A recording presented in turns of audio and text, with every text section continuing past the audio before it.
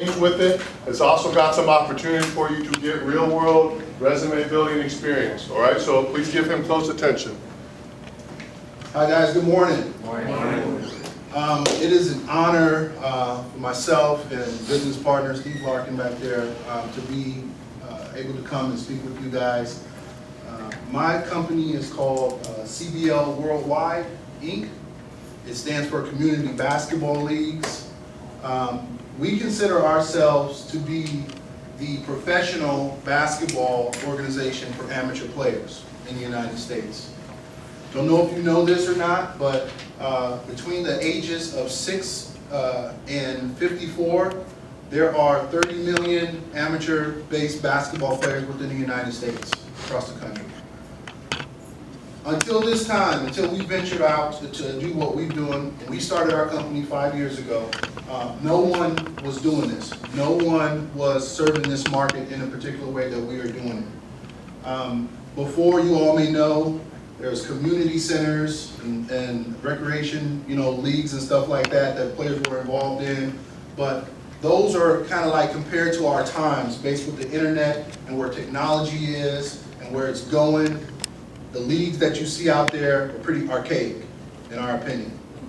And we saw a huge opportunity in this marketplace, and that's how we've developed the Community Basketball League over the years. I'll go into a little bit about that. But first, kind of let me give you some history of how we even got to that point, how I got to that point.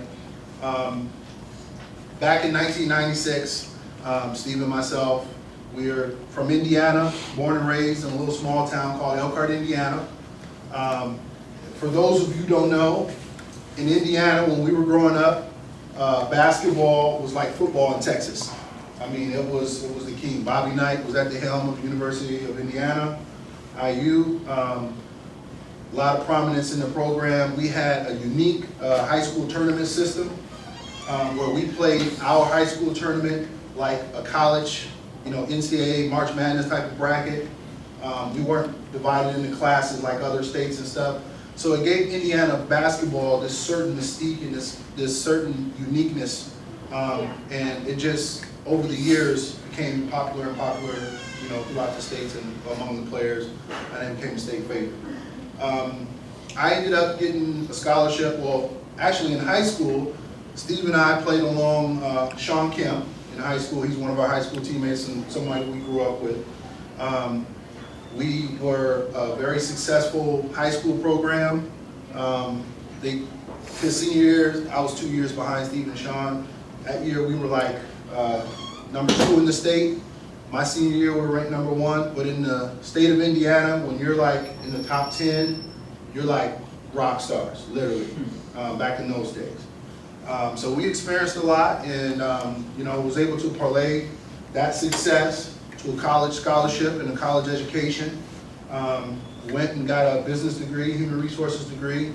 But when I was in college, something very unique happened with Steve, our parents, our moms. They both worked at the same factory in our little hometown and stuff. One of the things that happened was there was a government agreement of some sorts that allowed American companies to go offshores and all of that. Our parents' company was one of those companies that went offshores for cheaper labor. Overnight, his mom was there for 24, 22 years, something like that. My mom was there for 20 years. This was all they knew. This is all they knew. And with the stroke of a pen, snap of a finger, their lives changed. Our lives changed in a perspective where we thought that jobs and certain way of life was just a given and was always going to be that way for us. That changed our reality. And from that perspective, I think me and Steve at that moment realized that we don't ever want to be in that type of situation where the music stops playing and we don't have a seat. And in this type of economy and this kind of world that we live in nowadays, the answer for that is, entrepreneurship, your own type of business. And I'm not saying this for everybody, that everybody needs to go out and start a business. That's not the thing. I don't recommend that for everybody, but it does give you a sense of security and a sense of your own, taking control of your own destiny, so to speak. It has its challenges, no doubt about that. But there's also some great upside to it as well. So in college, we basically started brainstorming different things and concepts and ideas, but one of our mentors back then that I visited with told me that, I told him I wanted to start a business and, do all these kind of great things, and he told me one, great recommendation that he gave me at that time was, in order to start a business, you need to have expertise level of experience. And he asked me, did I know what expertise level was, or what an expert in a field was considered to be, and I didn't. And he said at that time it is 10 to 14 plus years of experience in a certain field. The only field that I had 10 to 14 years of experience in was basketball. You're talking, I was like 20, 21 at the time. So that was the only thing that I knew. And even back then, I didn't know how to take what we're doing today and bring that into a business. So it has evolved over time and gotten to this point where we're at today. So basically, we had this, we was talking and we had this idea about a basketball league, but we didn't want it to be an average league. We didn't want it to be the type of thing that was already in the marketplace. We wanted it to be something unique, something different, and something that engaged not just basketball players as a whole, but the whole community. And that was important to us, that we had business supporters, we had people who wanted to come out and watch basketball, and then obviously we had, the participants, the players themselves. So we wanted to be able to hit on all of those things and create an environment that was conducive and entertaining for everyone and would come out and enjoy it. So that's how we came up with the community basketball leagues. Now, I started the community basketball leagues, and we came up with the concept in '96, started it in 2008, okay? So pay attention to that, 96, 2008, a lot of time in between that. So in between that, I was working in corporate America. I was a compensation analyst for about 8 years, worked in the mortgage industry. Steve got in the mortgage industry, became very successful, made millions of dollars in the mortgage industry. He did, not me, by the way.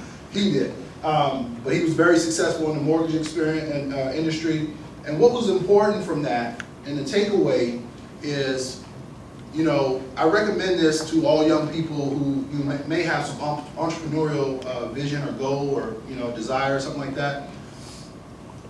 Going out and getting some corporate world, some real world business experience is very important to your development. As an executive or whatever career field you want to get in, because it shows you how corporate America functions, so to speak. And if you get within the right organization, you can see how it all comes together, how it flows, in some organizations, how dysfunctional it can be as well. But it's important that you get that type of experience and stuff. Bring that up to speed with the CBL, what we're doing. We have launched a new program that is geared toward, again, developing basketball players. We have a program that if individuals want to be team owners, we have an opportunity for them. But we're also in the business of sports executive development. And that is where you guys come in, okay? We offer, and we've created an internship platform that's nothing that you're going to find in the sports industry. And I say that with a little bit of bias, but I've also went out and researched this myself, and we've looked at this. And one of the things, when I got done playing college ball, I wanted to go and work for an NBA team and get some experience in that kind of thing. But everybody was saying, yeah, we'll bring you on, you can sell tickets. Bring you on, you can sell tickets. And not that there's anything wrong with that. If that's what you want to do, that's fine, there's nothing wrong with that. But for me, I wanted to do something more that I could make a bigger impact on an organization. Now, you can make a nice impact with an organization by selling tickets as well, don't get me wrong. But at that time, I just didn't see it that way, for me. So I chose to go out into corporate America, make a little bit more money, you know, than what, it was a lot more actually.